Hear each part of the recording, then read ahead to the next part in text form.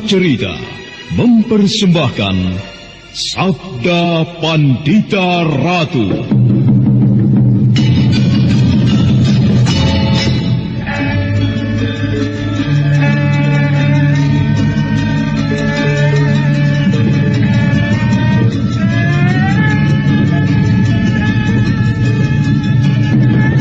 Kureguk anggur Mahadewa, kucicipi madu sabdanya.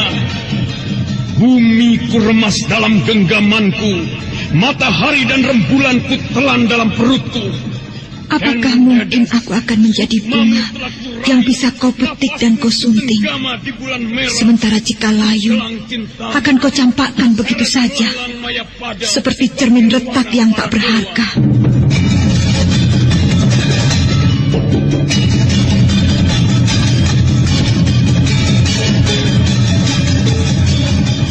Sabda Pandita Ratu, sebuah kisah penuh dilema, tragedi cinta anak manusia, perebutan tahta, mabuk harta dan duniawi, serta silaunya kehormatan, di mana keangkara murkaan merajalela karena dendam yang membara. Kisah ini berlatar belakang berdirinya Singasari. Ken Arok, dialah pemuda yang merekuk pahit getirnya kehidupan. Namun sebenarnya, dialah yang harus melaksanakan sabda-sabdanya. Perjalanan sengsaranya adalah awal untuk meraih keberhasilan, untuk menuju kejayaannya di saat Singasari berdiri. Apakah cita-citamu itu, Kenomang? Aku ingin mengubah nasibku. Aku bosan dengan kehidupanku selama ini yang terlunta-lunta, akrab dalam pelukan kemelaratan. Kadangkala aku berangan-angan, aku adalah seorang istri dari Patih. Bahkan lebih gila lagi, aku berangan-angan, andai kata aku adalah seorang permaisuri, maka akan terhapus semua masa silamku, terhapus lenyap, tidak bersisa semua kenangan buruk yang kumiliki. Itulah cita-citaku, Kakang Ken Arok. Bagaimana dengan kau, Kakang? Aku ingin menjadi seorang raja.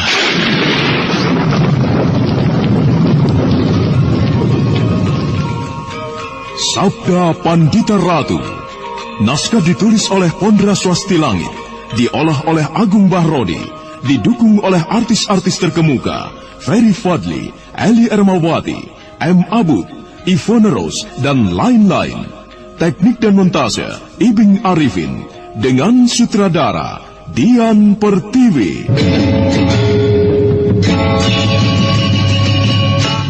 Sabda Pandita Ratu kali ini mengetengahkan episode ke-10 dengan judul Gerhana di Medan Laga.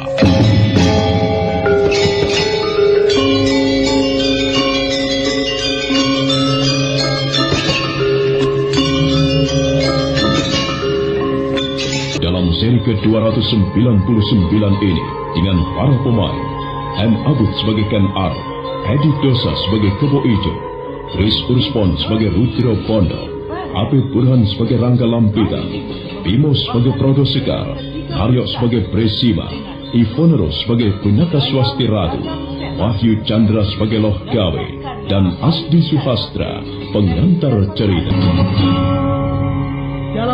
Waktu yang terus bergerak mengantarkan pihak Ganter dan Kediri dalam peperangan yang pasti akan menyebabkan berjatuhannya korban-korban yang tidak akan terhitung jumlahnya. Di atas semuanya, Ken Arok berangan-angan bahwa di atas puing-puing peperangan itulah dia akan membangun sebuah bangunan yang baru sama sekali. Di dalam peperangan, ada beberapa kemungkinan yang bisa terjadi, yaitu antara menang dan kalah. Kalau tidak menang, ya kalah. Tetapi ada kemungkinan yang lain yang aku harapkan. Kalah semuanya atau hancur semuanya. Dan itulah agaknya yang akan terjadi, Kebo Ijo. Nampaknya ada yang luput dari perhatianmu, Ken Arok. Bukan kalah kedua-duanya, akan tetapi Ganterlah yang akan kalah. Pasukan segelar sepapan yang melakukan baris pendem bersembunyi di hutan itu akan menjadi penentu kemenangan bagi Kediri. Kecuali jika kau mau memberitahu Ganter adanya bahaya itu. Tidak perlu. Kenapa? Jangan kau kira Ganter tidak tahu adanya kelompok pasukan yang akan menusuk dari belakang itu. Ganter pasti sudah memperhitungkannya. Ganter memiliki jaringan telik sandi yang lebih jeli dan lebih luas dari Kediri. Adakah berita penting yang akan kau sampaikan kepadaku, adik Rudra Bondo? Benar Kakang Ranggalampita. Bermula hanya dari kecurigaanku. Pasukan 11 papan yang telah mempersiapkan diri sebelah barat sungai itu justru mencurigakan. Mereka terang-terangan membuka garis peperangan. Namun nampaknya mereka hanya memancing perhatian kita agar ada masalah lain yang lolos. Apakah kira-kira menurutmu? Kita harus menjaga kemungkinan adanya penyerangan dari arah yang lain.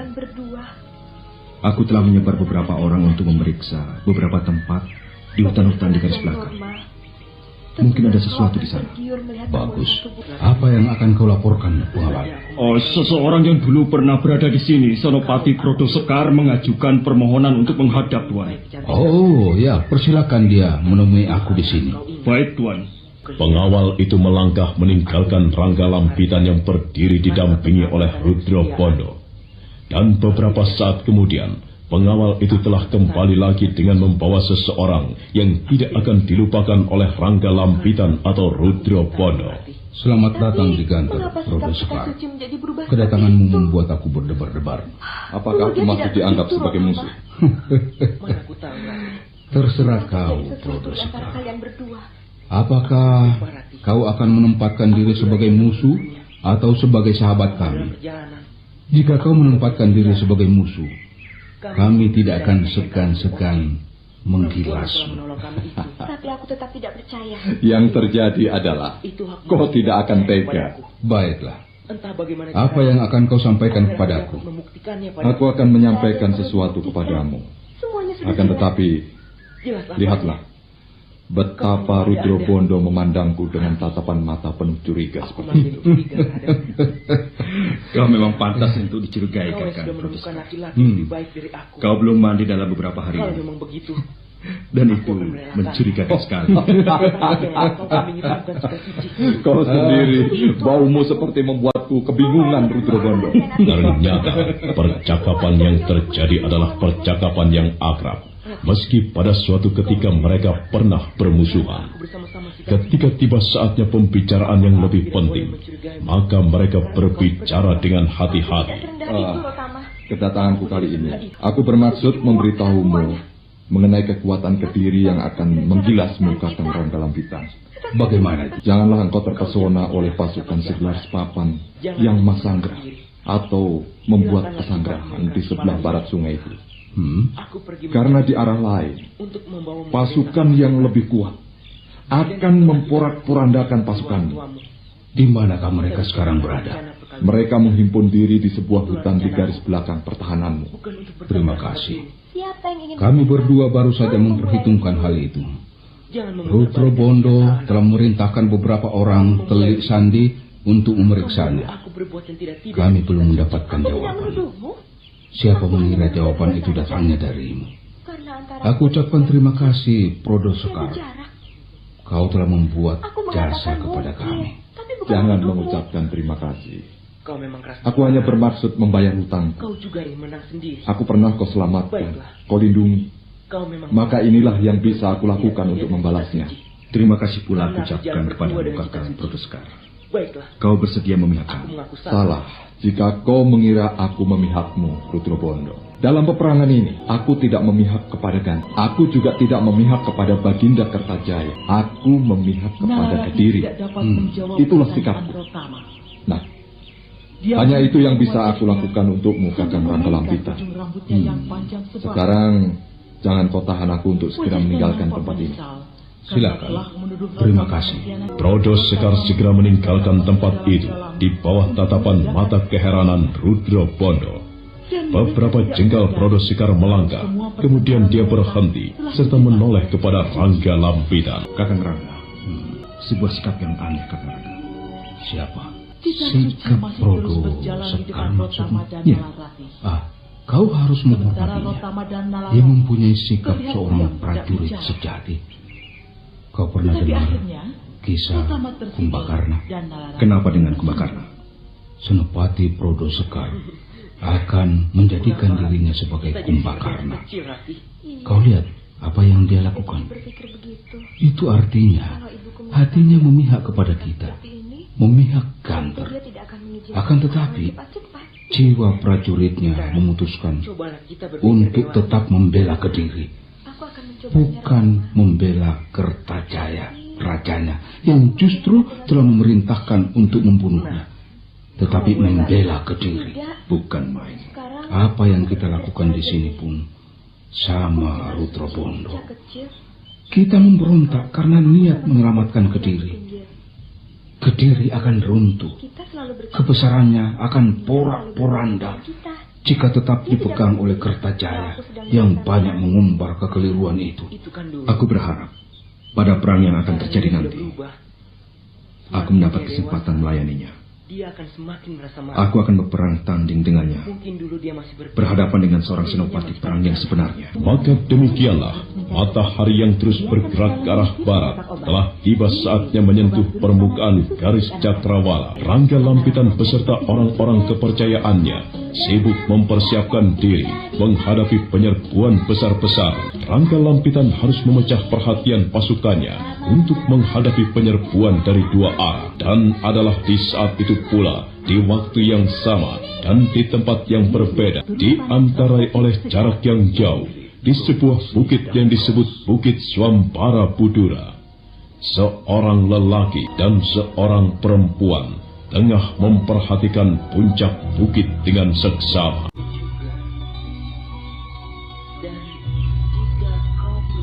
Bagaimana, Paman? Ternyata benar dugaanku, Nyai. Perempuan bermata tiga itu tengah bersemadi di puncak bukit. Apa yang ia lakukan dengan semedinya itu, Paman? Hanya perempuan itu sendiri yang tahu, Nyai Pinaka. Aku sangat gelisah memikirkan orang-orangku, Paman. Bagaimana dengan mereka? Di mana mereka? Bagaimana keselamatannya? Ya, moga-moga tidak terjadi sesuatu yang buruk pada mereka, Nyai. Tetapi nampaknya mereka tidak berada di sini, Nyai. Lalu di mana, Paman? Tenanglah, Nyai. Marilah kita hadapi persoalan aneh ini dengan hati yang tenang. Kepanikan justru merampas kewaspadaan yang kita miliki. Sulit dipercaya kalau dibalik apa yang terlihat ini menyembunyikan hal-hal yang luar biasa. Sebuah candi telah hilang. Bukan hilang, Nyai. Candi raksasa itu tetap berada di sini. Akan tetapi, karena sesuatu hal untuk melindungi candi itu dari tangan jahat, candi itu harus dilenyapkan dari pandangan mata. Lalu apa yang harus kita lakukan, Paman? Apakah kita akan berdiam diri menyaksikan candi itu dihancurkan oleh perempuan penjelmaan Batari Durga itu? Tentu tidak, Nyai. Kita sekarang tengah menjadi kepanjangan tangan dewa-dewa di langit untuk menyelamatkan candi itu. Meski barangkali kita harus berkorban nyawa. Tapi tidak ada petunjuk sama sekali atas apa yang harus kita lakukan. Bagaimana, Paman? Kau salah, Nyai. Ada yang bisa dilakukan untuk menolong candi itu. Siapakah? Pinaka Swasti Ratu dan Bresima terkejut ketika dari arah pepohonan terdengar suara yang menjawab pertanyaannya sendiri. Pinaka Swasti Ratu yang merasa telah mengalami loncatan ilmu kanuragan cukup tinggi sejak menjadi murid Nyai Salintri menjadi terkejut karena tidak mendengar kehadiran orang itu. Siapakah kau, Kisana? Dan benarkah katamu bahwa Candi Murca itu bisa diselamatkan? Candi itu bisa diselamatkan. Yang Batara Agung tidak akan membiarkan candi itu hancur di tangan Durga. Siapakah engkau? Pakaianmu pakaian seorang Brahmana. Namaku Logawe. Orang yang muncul dari kegelapan bayangan pepohonan itu adalah Brahmana Logawe. Laku kebrahmanaannya telah menuntun kakinya sampai di Bukit Swambara Budura. Tertatih-tatih Brahmana Logawe berjalan mendekati Pinaka Swasti Ratu. Dia memandangi perempuan itu dari kepala hingga kakinya, sehingga Pinaka Swasti Ratu menjadi risih karenanya. Kau hamil, Nyai? Benar, Bapak. Aku hamil. Bapak bisa mengetahui aku hamil? Ada sebuah cara yang mudah untuk membedakan antara hamil dan tidak, yaitu perutnya. Semakin besar perutnya, semakin jelas terdapat tanda-tanda kehamilan. Tetapi perutku belum terlampau besar, Bapak. Aku belum kelihatan hamil. Itulah sebabnya aku bertanya kepadamu, apakah kau hamil? Iya, benar Bapak. Aku memang hamil. Tetapi aku tetap masih merasa heran. Sedemikian tajam mata hati Bapak Brahmana yang langsung bisa mengetahui aku hamil. Kau salah jika menduga aku mempunyai ketajaman mata yang seolah merusak burung Newinara, yang bisa mengetahui kejadian sebelum peristiwanya terjadi. Sama sekali tidak. Jika aku bertanya kepadamu apakah kau hamil, adalah karena sebuah pepestan yang ada kaitannya dengan tempat ini, Nyai. Aku semakin tidak mengerti, Bapak.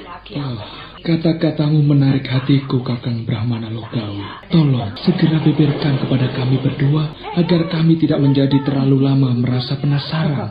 Benar, Bapak. Tentu aku tidak akan keberatan. Tetapi sebelumnya aku ingin mengetahui siapakah kalian berdua. Namaku Pinaka Swasti Ratu, Bapak Brahmana. Aku adalah pewaris perguruan Widara Kandangan. Namaku Bresima Sang Brahmana Logawi. Aku adalah Pamerhati Jagat Raya Sang Brahmana. Aku mempunyai kemampuan mempelajari bintang-bintang di langit. Aku mempelajarinya secara khusus sehingga aku bisa meramalkan kapan saat gerhana bulan akan tiba. Itulah yang kemudian membawaku kemari. Seorang perempuan aneh yang memiliki 3 buah mata datang ke Panarukan dan menanyakan kepadaku. Di perjalanan, seorang Brahmana yang bernama Brahmacari menceritakan apa yang terjadi di bukit ini di masa silam. Nah, itulah Sang Brahmana Logawi. Baiklah, aku akan bercerita. Orang yang muncul dari kegelapan bayangan pepohonan itu adalah Brahmana Logawi. Aku kebrahmanaannya telah menuntun kakinya sampai di bukit Swambara Budura. Tetapi Brahmana Logawi berjalan mendekati Pinaka Swasti Ratu. Dia memandangi perempuan itu dari kepala hingga kaki, sehingga Pinaka Swasti Ratu menjadi risih karena kata-katamu menarik hatiku, Kakang Brahmana Logawi. Tolong segera beberkan kepada kami berdua agar kami tidak menjadi terlalu lama merasa penasaran. Benar, Tentu. Aku tidak akan keberatan. Tetapi sebelumnya aku ingin mengetahui siapakah kalian berdua. Namaku Pinaka Swasti Ratu, Bapak Brahmana. Aku adalah pewaris perguruan Widara Kandangan. Aku datang ke tempat ini karena orang yang berada di puncak bukit itu telah membakar dan menghancurkan perguruanku. Nasib orang-orang itu bagaimana? Aku juga tidak tahu. Dan kau, Sangwa, siapakah namamu? Bagaimana aku harus memanggilmu? Namaku Bresima Sang Brahmana Logawi. Aku datang ke tempat ini karena digoda oleh rasa penasaran bahwa sebuah candi menurut ceritanya akan dihancurkan. Aku terpanggil untuk menyelamatkan candi itu. Itulah sebabnya aku datang dari Panarukan hingga sampai di tempat ini. Panarukan? Sebuah tempat yang jauh di wilayah timur. Bagaimana kau bisa mengetahui bahwa akan terjadi sesuatu yang besar di tempat ini, Sang Wasi Bresima? Aku adalah pemerhati jagat raya Sang Brahmana. Aku mempunyai kemampuan mempelajari bintang-bintang di langit. Aku mempelajarinya secara khusus sehingga aku bisa meramalkan kapan saat gerhana bulan akan tiba. Itulah yang kemudian membawaku kemari. Seorang perempuan aneh yang memiliki 3 buah mata datang ke Panarukan dan menanyakan kepadaku. Di perjalanan, seorang Brahmana yang bernama Brahmacari menceritakan apa yang terjadi di bukit ini di masa silam. Nah, itulah Sang Brahmana Logawi. Baiklah, aku akan bercerita. mata Brahmana Logawi menerawang memandang puncak bukit yang di puncaknya bagaikan diserubungi oleh kabut. Bertuturlah Brahmana itu tentang kemegahan sebuah negara yang telah punah, yang bernama Mataram, yang diperintah oleh 2 wangsa keluarga, wangsa Sanjaya serta wangsa Sailendra. Dituturkan betapa negeri itu subur makmur, murah sandang dan murah pangan. Dan sebagai ungkapan kegembiraan dibangunlah sebuah candi yang disebut Candi Swambara Budura. Namun candi itu berada di dalam bahaya karena pemuja Durga yang merasa terancam oleh pembangunan candi itu berniat menghancurkannya. Pemuja Durga yang bernama Warakenya itu kemudian terbunuh oleh pujangga kerajaan yang bernama Sangsari. Jadi nama pujangga itu adalah Sangsari. Benar, Sang Wasi Bresima. Ketika menjelang kematiannya, sang pujangga itu sempat mengucapkan sebuah fatwa untuk menyelamatkan candi. Apakah Sang Brahmana tahu apakah isi fatwa itu? Sebelumnya tidak ada seorang pun yang tahu apakah isi fatwa itu. Namun beberapa orang yang telah buntas ingkau ruha jiwa mencoba melakukan. Kesimpulan yang paling dekat adalah sang pujangga itu akan lahir kembali ke dunia untuk menyelamatkan candinya yang terancam dalam bahaya. Ia akan menitis kembali. Wasi Bresima terkejut mendengar jawaban itu. Wasi Bresima kemudian mengangguk-anggukan kepala. Di luar sadarnya, sang Wasi menoleh kepada Pinaka Swastira seolah ada sesuatu yang akan diucapkan, tetapi tersangkut di tenggorokan. Dan Brahmana Loh Gawe memandangnya pula dengan tatapan mata yang sulit diterjemahkan. Ada berjenis-jenis kejadian di muka bumi. Salah satu di antaranya adalah pepestet atau sebuah takdir. Takdir adalah peristiwa yang harus terjadi dan tidak bisa ditunda, meski orang itu dengan sekuat tenaga mencoba dan berusaha menghindarinya. Nah, Nyai, nampaknya apa yang akan kau alami adalah sebuah takdir pula. Oleh karena itu, persiapkanlah dirimu untuk menerimanya dengan. Aku tidak mengerti apa yang Bapak maksudkan. Kau hadir di tempat ini tentu bukan sebuah kebetulan. Kau hadir di tempat ini karena digerakkan oleh kuasa Hyang Widiwa, dan kau hamil juga bukan sebuah kebetulan. Apa maksudnya Bapak? Nampak yang Batara Agung telah memilihmu untuk menjadi perantara menyelamatkan candi itu. Apakah yang bisa saya lakukan? Lepaskanlah bayimu untuk menjadi tempat penitisan kembali. Sang pujangga Sangsari yang harus menyelamatkan candi dari kehancuran. Apakah kau keberatan? Akan menjadi tempat kritis. Ya, dengan cara itu candi itu akan bisa diselamatkan. Kau keberatan? Bagaimana dengan anakku nantinya? Segala sesuatunya adalah di tangan Hyang Batara Agung. Aku takut, Bapak. Singkirkanlah rasa takutmu itu. Memang dibutuhkan pengorbanan untuk menyelamatkan candi. Candi adalah sebuah sarana pemujaan. Candi adalah sebuah sarana untuk hubungan antara umat manusia dengan Hyang Batara Agung. Dan candi itu berada dalam bahaya. Candi itu berada di ambang kehancuran. Dan jika hal itu benar-benar terjadi, sebuah malapetaka akan terjadi. Nah, pertimbangkanlah hal itu baik-baik. Namun waktu dia berdiri. Baiklah, baik. Aku akan menerima, Bapak. Aku akan mengikhlaskan apapun yang akan terjadi. Bagus, bagus. Kau telah menjatuhkan pilihanmu ke pilihan yang tepatnya. Mumpung masih ada waktu, lakukan petunjuk-petunjukku. Di sebelah sana terdapat sebuah sendang dengan airnya yang penuh. Mandilah panas, basahilah sekujur tubuhmu hingga di rumah. Baik, Bapak, aku ikhlaskan bayiku. Jika kelahirannya harus menjadi tempat menjelma sang pujangga Sangsara yang akan menyelamatkan candi. Sementara itu, kembali di Gantar yang terletak jauh sekali dari Bukit Swambara Budura, hawa panas peperangan telah menjilat kemana-mana. Kakang Raga Lampita, orang-orang Kediri itu belum bertindak apa. Mereka mencoba menghancurkan dan mempengaruhi perasaan kita. Nampaknya mereka berhasil mempengaruhi perasaan kita, Kak. Para prajurit menjadi sangat tegang. Kita yang akan menyerang lebih dulu. Apa? Perang ini tidak bisa dihindarkan. Kita yang akan menyerang lebih dahulu. Hubungi semua pimpinan pasukan. Aku akan segera memberikan aba-aba. Bagus. Nampaknya itu pilihan yang paling tepat. Kita harus mendahulunya. Cepat lakukan perintahku. Baik, Rudro Bondo segera mendekati seorang prajurit. Dia membisikkan sesuatu kepada prajurit itu, yang kemudian segera berangkat. Maka dalam waktu yang singkat, semua pimpinan kelompok prajurit telah mengetahui bahwa mereka akan menyerang lebih dahulu. Bagaimana, Rudro Bondo? Semuanya sudah siap? Sudah, Kakak. Semua pimpinan kelompok telah siap melaksanakan perintah. Kita akan mendahului menyerang. Semoga ini adalah pilihan yang tepat dan semoga Hyang Batara Agung melindungi kita. Batara Agung akan berpihak kepada yang jahat, meskipun untuk itu harus jatuh korban. Baiklah, suruh bunyikan trompet peperangan. Baik, Kakak. Prajurit, bunyikan trompet, perang dimulai. Serbu!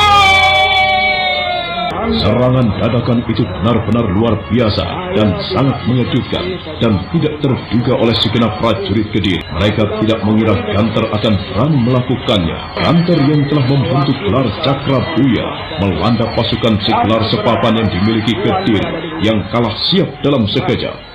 Mereka tiba-tiba merasakan tekanan yang sedemikian berat, dan dengan susah payah mereka berusaha untuk bertahan dan membentuk gelar perang. Gila! Apa yang telah terjadi itu? Pasukan Ganter mendahului menyerang Gusti Tumenggung. Mereka telah menjadi gila semuanya. Mereka ketakutan dan mendahului menyerang kita. Benar, Gusti Tumenggung. Mereka bunuh diri. Akan tetapi, pasukan kita kacau dalam membentuk gelar peperangan Gusti Tumenggung. Mereka mengubah gelar menjadi gelar Cakrabyuha untuk meninggalkan desa ini. Keparat! Kali ini aku menyaksikan sebuah peperangan yang sedemikian mengerikan. Nampaknya Ganter telah mendahului menyerang. Sebuah pilihan yang tepat. Lihatlah, pasukan Ganter begitu mantap keluar dari sarangnya dengan gelar Cakrabyuha. Pasukan Kediri kocar-kacir dan berusaha mengubah gelar. Jika Kediri berhasil mengubah gelarnya menjadi Giradameta, maka perimbangan akan terjadi. Pimpinan Ganter tentu berusaha menekan sekuat tenaga agar gelar Giradameta itu tidak segera terbentuk. Bagaimana dengan pasukan yang bersembunyi di garis belakang Ganter itu? Dibutuhkan waktu untuk segera tiba di tempat ini. Mereka tidak mengira jika Ganter justru yang mendahului menyerang. Dari tempat yang lebih tinggi di sebuah bukit, Ken Arok dan Kebo Ijo menyaksikan pertempuran yang terjadi. Bagaikan beras dalam penampi yang diayak, bagaikan pacar wuta, pertempuran besar itu berlangsung dengan dahsyatnya. Dari segala penjuru terdengar teriakan umpatan, teriakan kesakitan, dan teriakan kemaragan. Menyebar ke segala penjuru, terdengar tentang senjata beradu senjata, dan derap pasukan berkuda yang mencoba menusuk ke jantung pertahanan lawan. Waktu terus merayap, derap peperangan semakin meningkat, bau anyir darah dan bau kematian telah menebar kemana-mana, dan bulan purnama memanjat semakin tinggi. Saudara pendengar, untuk mengetahui jawabannya, ikutilah kelanjutan kisah ini dalam seri berikutnya. Sampai jumpa.